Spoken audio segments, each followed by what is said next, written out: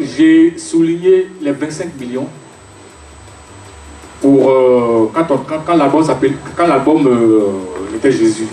Parce que en fait, on a mis, c'est-à-dire pour un album qui doit sortir en Côte d'Ivoire, nous on a produit les autres albums qui sont sortis après. On n'a pas mis 3 millions ou bien 4 millions. Comprends?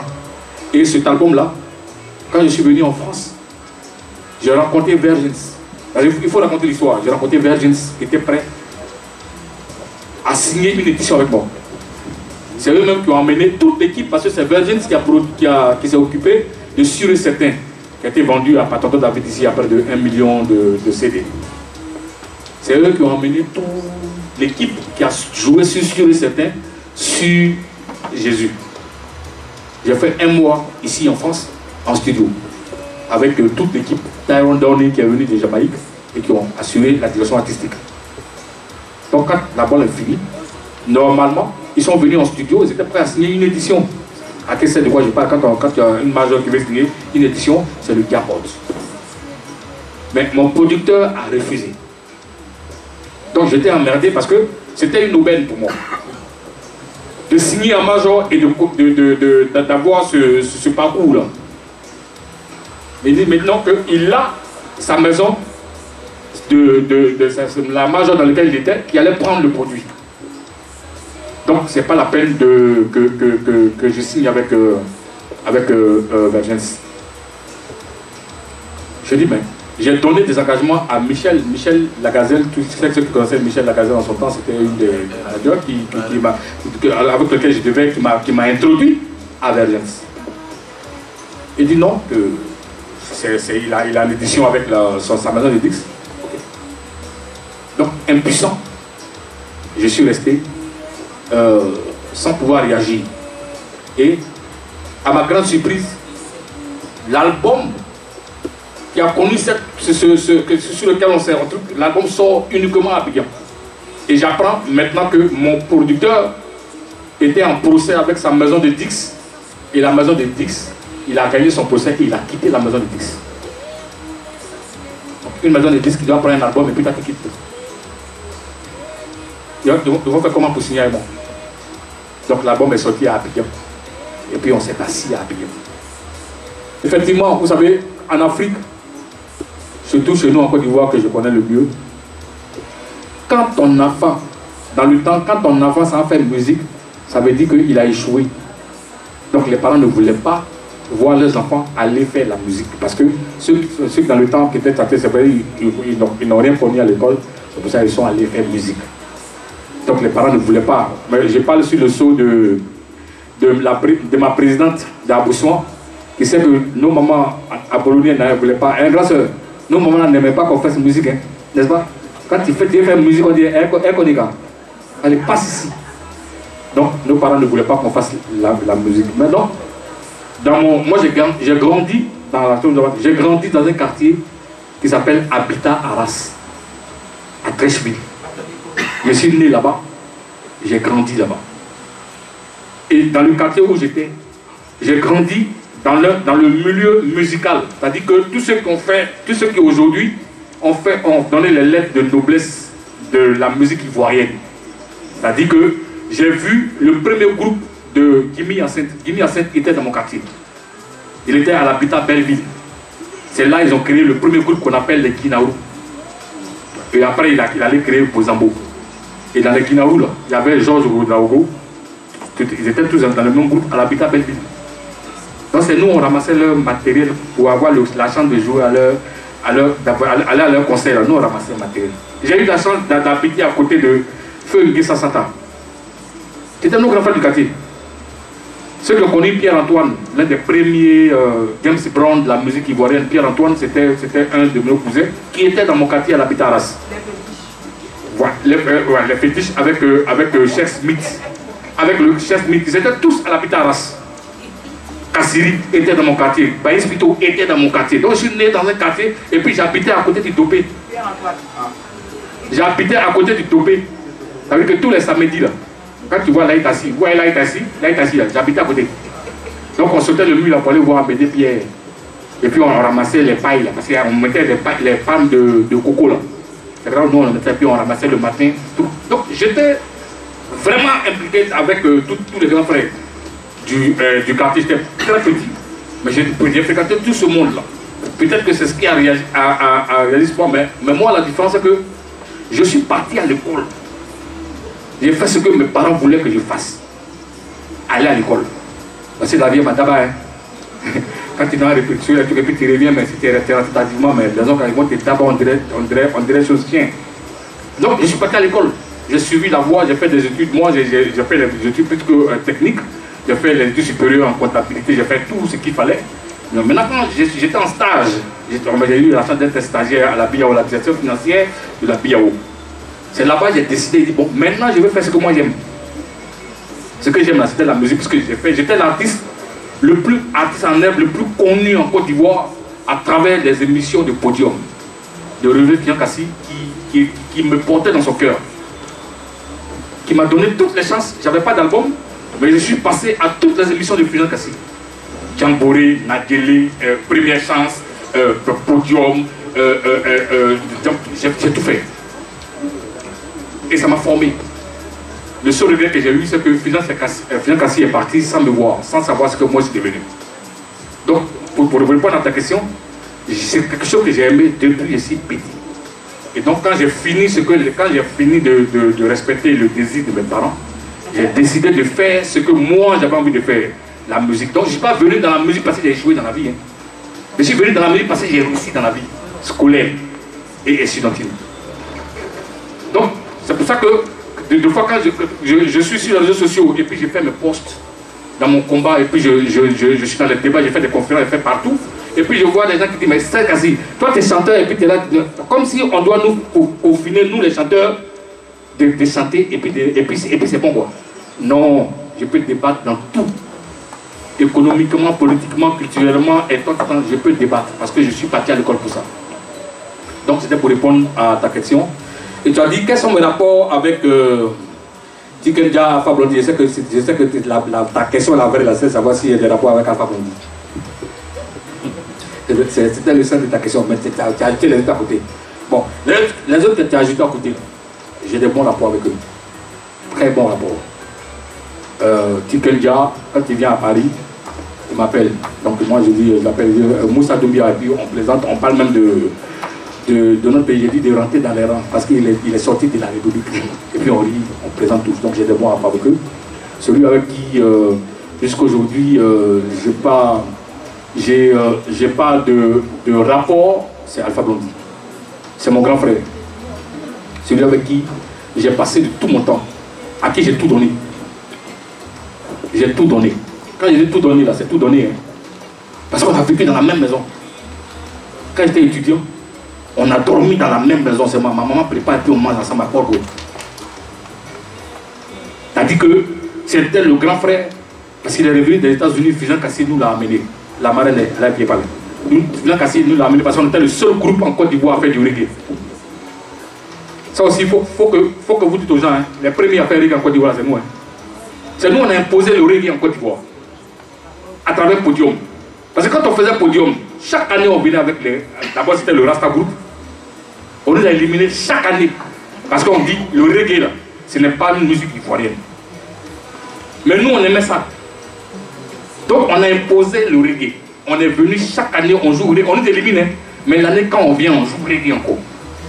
Ils ont fini par nous accepter en 86. C'est-à-dire de 77 avec les belles Kofi jusqu'à ce que les grands frères partent aux États-Unis. Depuis nous on a pris la relève en 80. On a tous joué du reggae. Donc le seul groupe qui faisait du reggae en Côte d'Ivoire, c'était les Roots. Avec Benjamin Kofi. Et l'ami personnel de Ben, c'était Furu. Et Alpha Blondy venait d'arriver des États-Unis et il nous l'a amené à Port-Boué.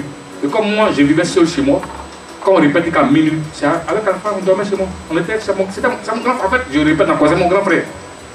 On a passé des moments jusqu'à ce qu'il soit une star internationale. C'était un moi en fait. C'est nous on l'a accompagné dans tout ce qu'il faisait. C'est nous on a permis à Alpha d'être connu dans le monde. Et que les Ivoiriens le découvrent la première fois, c'était avec moi. Avec les Roots, au centre culturel de Trècheville. En 1980. Aïcha Koné fêtait son premier disque d'or. Et c'est nous qui avons ouvert le concert, les routes, c'est nous qui avons accompagné Alpha Blondy pour se faire connaître du public. Sam connaît dans la salle, le voici derrière, il est témoin. Parce que Sam était notre batteur. Donc Sam était notre batteur. C'est moi, Serge Kassi, je suis allé chercher Sam. Parce que Fulgence Kassi voulait remplacer Georges Ouédraogo qui venait des Zaïre dans le groupe d'Alpha Blondy.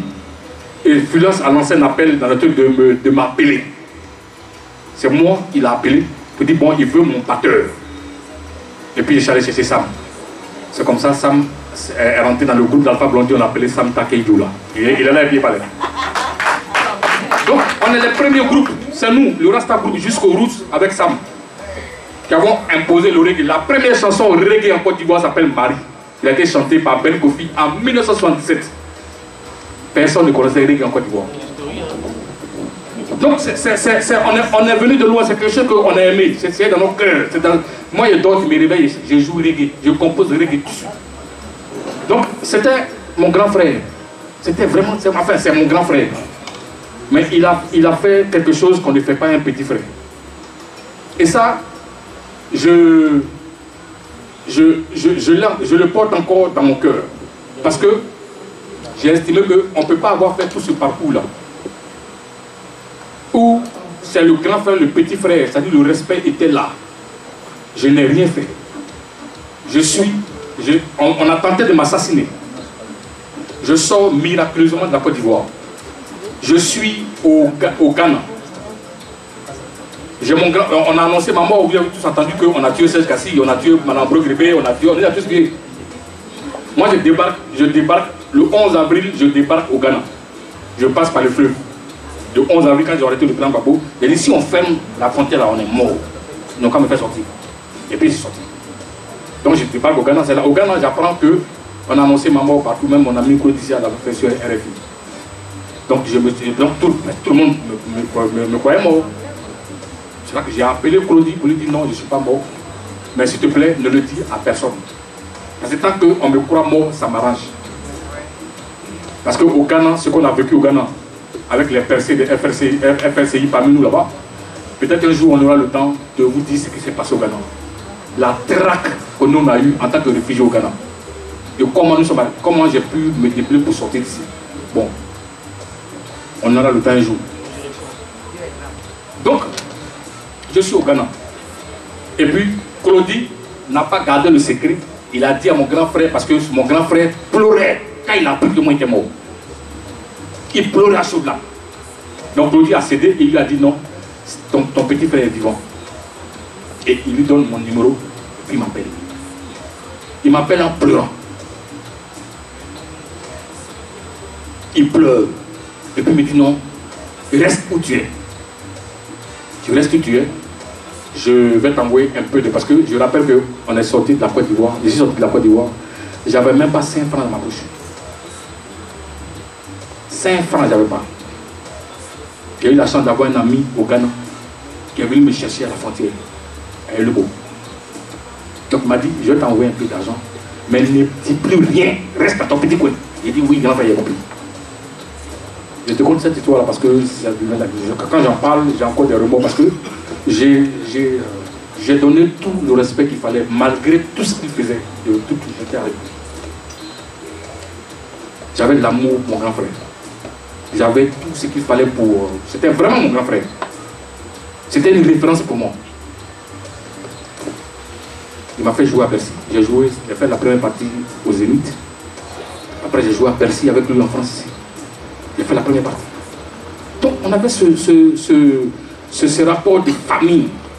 Je ne pouvais pas aller chez moi. Il était à la Riviera, j'étais en Hongrie. Je ne pouvais pas aller chez moi sans passer sa table pour lui dire bonjour.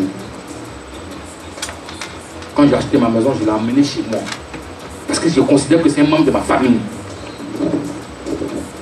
Et puis, je suis là un matin. Je n'ai plus entendu parler de lui.